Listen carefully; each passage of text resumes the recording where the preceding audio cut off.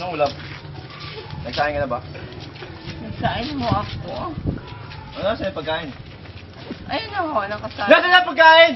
Binigay ko na po sa inyo. Di ba siya sabi yung pagkain? Ha? Yun na po Ha? yun. Nagbibigay ako ng pera? Ano?